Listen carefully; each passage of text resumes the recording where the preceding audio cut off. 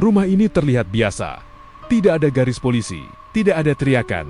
Namun, selama 24 tahun, seorang perempuan hidup di bawah lantainya. Namanya Elisabeth Fritzl, dan ini adalah salah satu kasus penyekapan paling mengerikan dalam sejarah modern. Tanggal 28 Agustus tahun 1984, Elisabeth Fritzl, 18 tahun, menghilang di kota Amstetten, Austria. Keluarganya melapor ke polisi. Ayahnya, Josef Fritzl, mengatakan bahwa putrinya kabur dari rumah. Tidak ada tanda kekerasan, tidak ada saksi. Kasus itu perlahan menghilang. Josef Fritzl dikenal sebagai pria tua pendiam, teknisi listrik, ayah yang terlihat bertanggung jawab. Tidak ada yang tahu bahwa selama bertahun-tahun ia membangun ruang bawah tanah rahasia di rumahnya sendiri. Ruang itu terkunci, kedap suara, dan tidak tercatat dalam denah rumah. Elisabeth tidak kabur. Ia dikurung selama 24 tahun. Josef Fritzl mengurung putrinya di ruang bawah tanah itu. Di tempat sempit tanpa sinar matahari, Elisabeth dipaksa melahirkan 7 anak. Beberapa anak hidup bersamanya di bawah tanah. Sebagian lainnya diambil dan dibesarkan di atas dengan alasan anak titipan. Selama bertahun-tahun, Josef Fritzl mengirim surat palsu atas nama Elisabeth. Ia mengatakan anak-anak itu ditinggalkan. Tidak ada yang curiga. Tetangga melihat keluarga normal.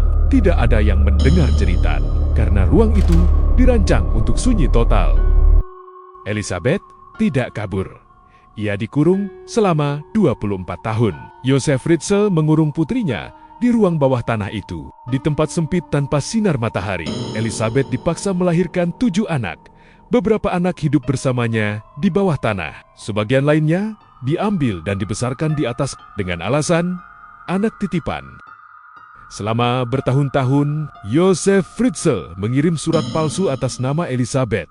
Ia mengatakan anak-anak itu ditinggalkan. Tidak ada yang curiga. Tetangga melihat keluarga normal. Tidak ada yang mendengar jeritan, karena ruang itu dirancang untuk sunyi total. Tahun 2008, salah satu anak Elisabeth sakit parah. Ia dibawa ke rumah sakit. Dan untuk pertama kalinya, dokter mencurigai sesuatu yang tidak masuk akal. Tekanan medis membuat kebohongan itu runtuh. Polisi masuk ke rumah itu dan menemukan ruang yang tidak seharusnya ada. Josef Fritzl ditangkap dan diadili. Ia dijatuhi hukuman penjara seumur hidup. Elisabeth dan anak kanannya akhirnya bebas. Namun, trauma tidak pernah benar-benar pergi. Kasus Elisabeth Fritzl adalah nyata. Nama, waktu, dan tempatnya tercatat. Dan ia mengingatkan kita bahwa kejahatan terbesar kadang tersembunyi di tempat yang paling terlihat normal. Cerita ini bukan fiksi.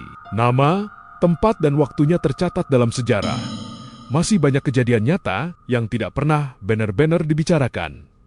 Dan tugas kami adalah membuat kamu mesti tahu.